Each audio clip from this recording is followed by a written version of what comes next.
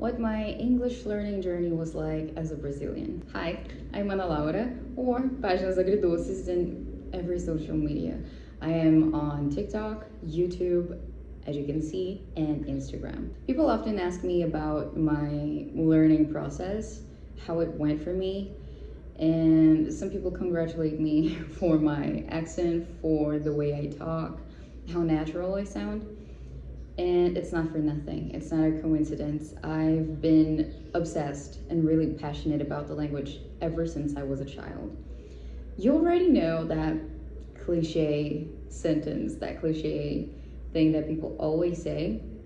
It's something like the process, the journey is not the same for the people who put some effort in it and the people who are obsessed, the people who are just having fun. I belong to the second group.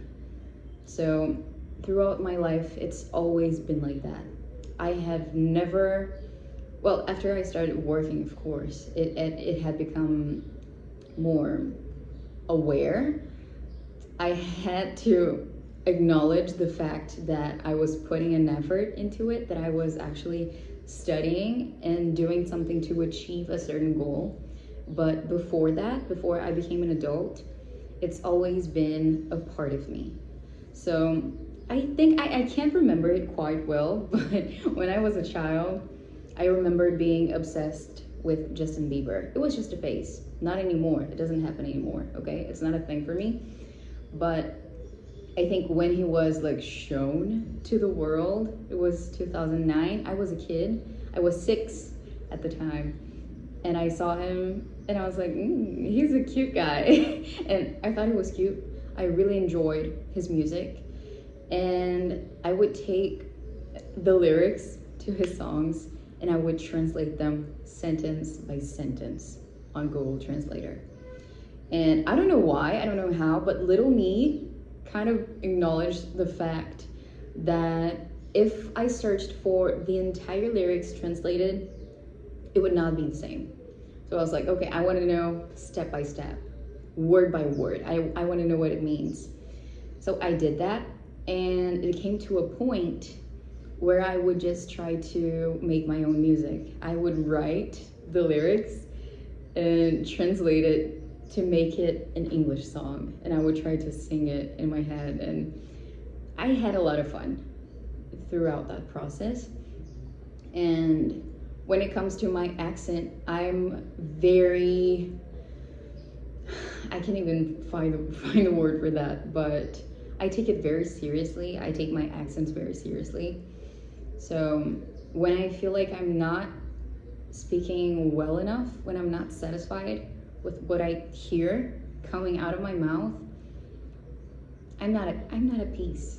I cannot rest my head on my pillow. I'm just kidding. It's just an expression, of course, but I really take it seriously. So ever since I was a child, I would, if there was a word and I was like, how do I say that? And I couldn't say it, I would just ask the Google Translator lady to repeat it and repeat it and repeat it once again until I was satisfied. And I was like, okay, that's what I hear and that's what I'm saying. So it's, my case is a particular case because I'm very, very good at being obsessed with things. So apart from that, not even talking about English, I don't know if you guys know MBTI, which is a personality typology. I studied about the functions, the cognitive functions from the MBTI, and I would just analyze people and be like, your FE is very high, so you might as well be an ESFJ, I think. So I would spend days, hours in my room searching for it, studying about it, because I am passionate about knowledge. Nowadays, it's very hard to manage that kind of thing because I have a life that demands a lot of my attention and effort. So unfortunately, I do not have the same privilege I used to have. Unfortunately, I am not like the Greeks anymore. I cannot focus on my physique and my studies. I really wish I could, but I cannot anymore. But there was a time. And especially when I was a child, like I said, I used to have a lot of free time. So I would do that a lot. And I was also very obsessed with a certain part of the Asian culture. So Japanese and South Korean stuff. And back then, it's more than 10 years ago, we didn't have a lot of this content translated to Portuguese. So it was basically from Japanese, from South Korean to English. So I would have to figure it out if I wanted to understand anything. So that also helps me a lot. When you have some kind of interest and there isn't much available in Portuguese, there isn't much available for you to understand easily, you have to, as we Brazilians often say, give your jumps. It's an expression. It's of course, it's not how you say it in English, but we like to joke about that. What else? I do not want to cut this video. I want to talk it through, you know? Because I saw a lot of people telling me that I should start a podcast or something. I should start posting on YouTube because I would have the opportunity to speak more here. And I know a lot of people really enjoy doing the dishes, cleaning their houses, driving. Even when they're, I don't know, at the bus, they like to listen to something, to watch a video. I'm that kind of person. I love doing anything at home while there's a beautiful lady speaking smartly, intelligently in my ears. So why not do the same for you, right?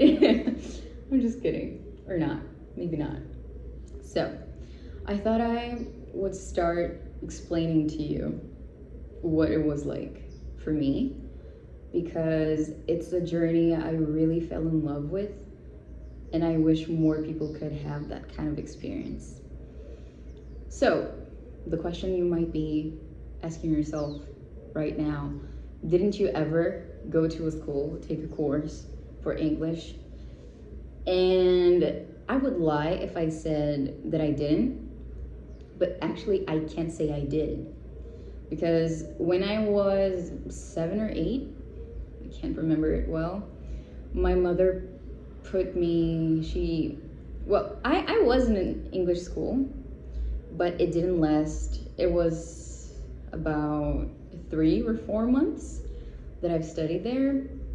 It wasn't long, it wasn't for long, and I was grounded because of something at school. I can't remember what, but I really struggled with finishing tasks and projects at school and keeping my mouth shut. A lot of you might be able to relate to that. So it was probably something like that. And the teacher complained to my mom, and she was like, "You were grounded." And she decided to take something away from me.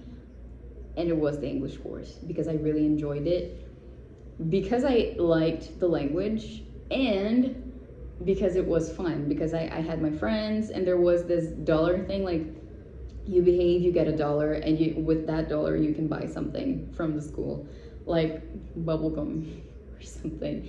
And it was really fun for me. She got me out of that school, and I don't know, I was like, well, whatever. I kept studying by myself, and I cannot tell you when or how it happened, but when I came to realize I could already speak and understand very well.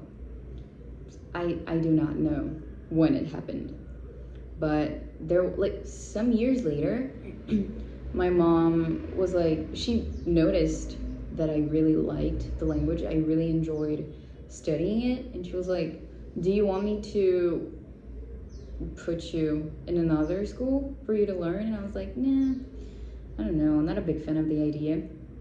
And she was like, "No, I could do it." And I was like, "No, no, thank you." because I didn't feel comfortable with the idea of, I've spent all my life doing what I told you I did. It was very natural for me. I've always consumed so much media in English, movies, TV shows, music, everything. So it was already very natural to me, and I didn't like the idea of being like sitting down for 1 hour or two with a person explaining something to me, and I would have to pay attention 100% of the time, and I would have to bring that person homework. I didn't feel comfortable with that, so I was like, maybe not. But some years later, when I was about 16, I told her that I wanted it, and she put me in a school. But again, it didn't last 5 months, I believe. Partly because it was the beginning of the pandemics, and we moved to another town, so I couldn't have the access to the school in person. It was online, so it was even worse for me. And I was like, I don't want to do it anymore. So again, I was out, but the second time I was already fluent. I could already communicate. And my experience with the teacher especially wasn't very nice. So I'm the kind of person who enjoys doing things by herself. I really like doing things by myself because it might sound very cocky of me, but if something has to go wrong, I prefer that it's my fault. I prefer it to be my fault because it's way easier for me to blame myself than blame someone else and being like, oh, my experience wasn't good because of that person. Because I know what I did. I know I was there willing to learn, but it wasn't, I'm not gonna say much because like I said, I don't like talking like that. But I didn't have 1 year of studying formally in a school or something like that. So I had the basis from the regular school, of course. So there were some rules that I already knew, but I didn't know why. I didn't know how to use them properly. And I was like, oh, so that's why. So for example, simple past. I didn't know you have to make the verb go back to its base form again once you use the word did in the beginning of the question. I thought it was something like, did you looked? I thought you would have to use both verbs in past tense. So that's like, I found it out at school. So I did have the basis, but it was the basics actually at school. So I cannot say it was because of that, because my school was not like a bilingual school. It wasn't a priority for them. So it was part of the process, of course, but I can say that most of my journey was my obsession's fault. My obsession's responsibility, because I've always enjoyed it a lot. You may have seen that I also speak French, and with French it was different because, first of all, I think it would be very hard to study French by your own. Of course, it's not impossible, but I felt like it wasn't gonna be as natural as it was with English. So I took a course at KNN, which was a school I've already worked at. So it was also, teaching helped me a lot because I would have to know what I was talking about to teach other people. So I knew how to say a lot of things. I knew how to manage the language. I knew how to use a lot of things, but I didn't know how. So how could I explain that to another person if I didn't know where it came from, right? So it helped me a lot because I had to study a lot to teach other people. So I'm not saying you have to become a teacher, okay? But explaining the things, even to yourself, just talk to yourself, record yourself. It helps a lot. So where was I? French, okay? So I took the course, and there were 5 books available at the school. I finished all 5 books, so I already have the basis, and now I'm on my own. And I have to study on my own, and that's a little bit of a problem because French is not the same as English. So I can just watch videos right now with the level of fluency I have. I'm C1.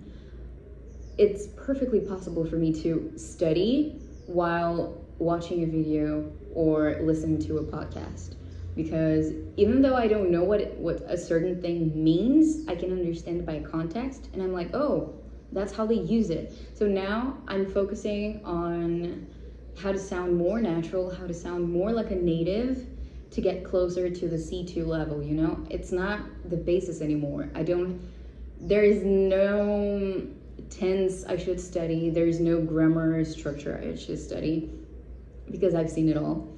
But with French, it's a little more complicated, because I usually say it's almost like learning Portuguese all over again.